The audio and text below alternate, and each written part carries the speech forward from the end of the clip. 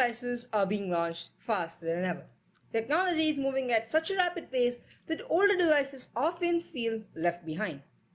And since I've totally run out of video ideas as of 20 April 2020, I've decided to grab old phones lying around in my room to make a video about them to basically figure out which of these devices is aged better in 2020. And before people complain about the noise, background noise, I'm going to switch the AC way down. I mean, I don't need the air conditioner, but these lights do so. So these are two devices here, which were launched in 2016 or sometime during 2016 as the best specs that the company could offer. So this is the Samsung Galaxy S7 Edge, which was launched in early 2016 as Samsung's flagship device, meaning that they fit the best specifications, processors that they could, in the most attractive design that they could, most premium feeling design that they could, and marketed it to the consumer. This is the iPhone SE, which was launched in early 2017 by Apple, sold as the cheaper iPhone. But do not let the cheaper moniker make you feel that this is a cheaper phone. The thing is that even though this was marketed as the cheaper iPhone, it had tried and tested hardware and software. It was using the iPhone 5 and 5S build, which had been long perfected 2 years ago as of 2016.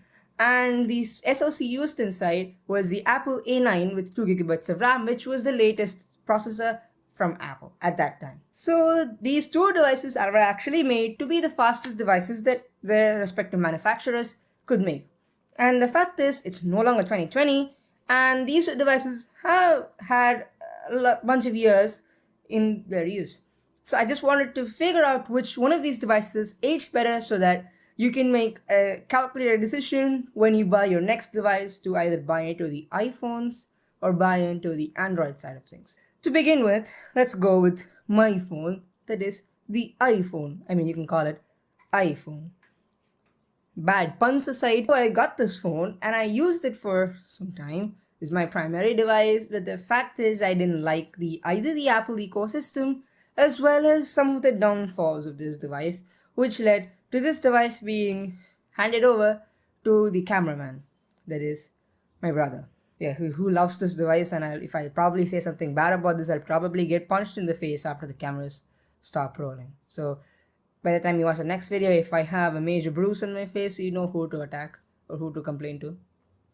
Instead of going for a review sort of video, because these two devices are long obsolete, I decided to actually use these two devices for one entire day to refresh my opinions on both of these devices. But the fact is, my original opinions still stand because even after using these devices for the day, I still feel the same about both of them. So let's begin with my phone, iPhone. Bad puns aside, this device, the thing is, it is still supported, still up to date, still secure, and still snappy as ever. I mean, I use my phones primarily for social media consumption. Basically, I watch Netflix, YouTube, and I also take photos, edit these photos on the phone, and I also upload to Instagram, and also use text-based social media platforms like Reddit. On all of this device is absolutely blazing. Let me show you that all apps are cleared out of memory, and let me open Instagram. It's open. So even though this is a 3-year-old device by standards, it does not feel like that. It still feels like a premium flagship that you've bought yesterday. It also looks very classy. I actually prefer this design over the latest iPhone 11, 11 Pro Max. Weird naming schemes aside. So the aluminium unibody, this device just looks and feels premium in my hand. And I'm not even scared to drop this because this device is such compact that I can easily grip it with my hands and I can not worry about dropping this or unwieldy holding this. So this is one of Apple's last devices to make it out of the factory with the headphone jack, if you can see. Coming to the video side and also social media side, while the cameras on this device are absolutely amazing, meaning that you could get good pictures by just pointing and shooting. But the thing is, this device's screen is so small that while I was using Lightroom to edit my photos, the preview would take up 3/4 of the screen, while the curves or any kind of adjustments that I'm doing, the controls will be very small Or if I make the controls bigger, I wouldn't be able to see the image I was editing. I wouldn't be able to see the preview. Basically meaning that this device is kind of useless for photo editing, because if you can't see your image, that the change you're making, how would you know if it's looking good or not? So I have to make a change, stop, look at the preview, and then make a change, and so on. So it slows me down. And also for Instagram, the images on this phone's display are so tiny that you often have to spend a lot of time trying to look at the smaller details. And for YouTube, I mean, this device's display is not bad and it's not good. I mean, it is a 326 pixels per inch pixel dense display. It is an LCD display, but one of the most color accurate ones. And the viewing angles are nice because it's an IPS LCD display, but the thing is, it's small. Meaning that any content you're going to watch on this is going to appear small. It's going to be crisp, but small. That is the biggest strength and downside of this device, its size. Since this device is so small and so thin, you can only fit so much of a battery into it, meaning that this dies very quickly. So if you were to carry this phone and want to use it as your primary device, you should probably invest in a good power bank, but you have to carry that around too. So the size advantage becomes more of a disadvantage. So what we have learned from this device is that being the most up-to-date device does not matter if using it is a chore and a half. Everything that was a drawback of the iPhone is actually fixed in the S7, and everything that was an advantage actually kind of becomes a disadvantage here. So it's a very fair fight, to be honest. So the iPhone's biggest weakness was its small display. You have a 5.5-inch edge-to-edge 1440p 60Hz AMOLED display with amazing contrast ratios and awesome colors. And the display also becomes a kind of a weakness, because if you drop this device and damage the display costs more than half the device. So this device, the things I've learned from using this device for one day is that this is still running on Android 8 Oreo, which is 2 years old, probably 3 years older.